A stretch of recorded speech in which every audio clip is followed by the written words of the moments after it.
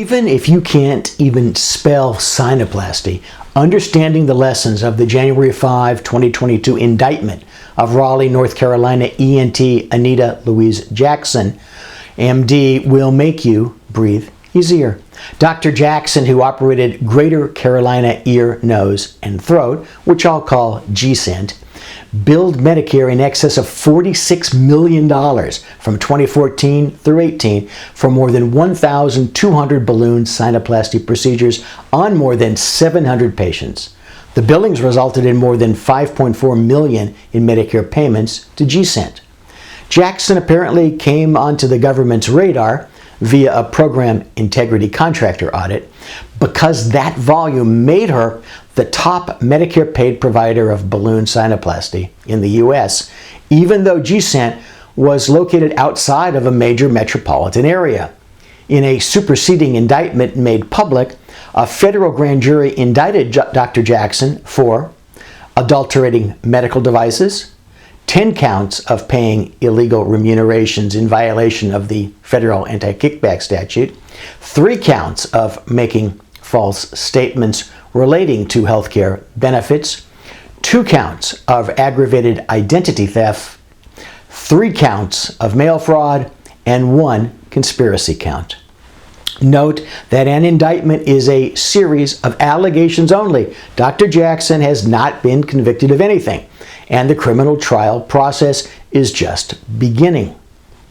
However, if convicted, Jackson faces a maximum term of imprisonment of 20 years for mail fraud, 10 years for paying illegal remuneration, 5 years for conspiracy and making false statements, and a 2-year mandatory prison sentence for aggravated identity theft consecutive to any other punishment. She also faces fines exceeding $250,000. The indictment alleges that Dr. Jackson reused as a routine business practice more than 30 strictly single-use balloon sinuplasty devices to perform the 1,000-plus sinuplasty procedures. Although represented to patients as sterile, the indictment alleges that the devices were simply washed with soap, water, and some cleaning agents and then air-dried in a non-sterile environment before reuse.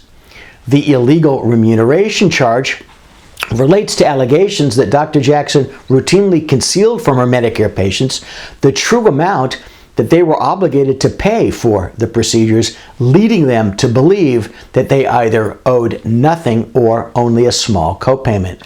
The government alleges that she did not collect the patient copayments and ultimately wrote them off without making genuine efforts to collect.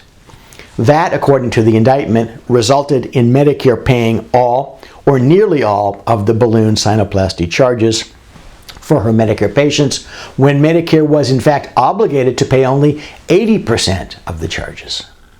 The indictment alleges that Jackson used cloned medical records, in some cases word for word and not complete, per patient. She used these records to justify the necessity of the procedures and to document their performance.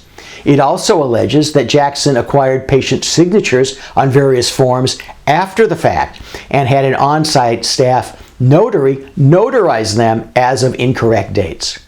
Additionally, after being directed as a result of audits to repay Medicare more than $1.7 million, she's alleged to have created and supplied false medical records to support an appeal of the audit result. Here are the obvious and more esoteric lessons for you, even if that indictment is hot air. 1. Don't adulterate devices or other items and then use them or supply them as unadulterated. 2. Don't subsequently lie about the bona fides of the devices or items. 3. Don't bill for items that were not provided. 4.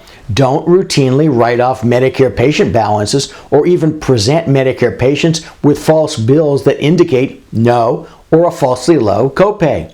5.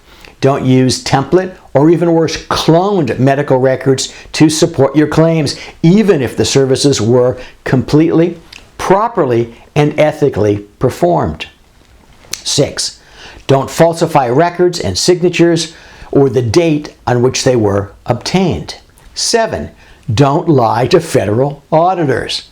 And perhaps the most important, don't set yourself up to go to prison by thinking you are setting the government up to overpay you.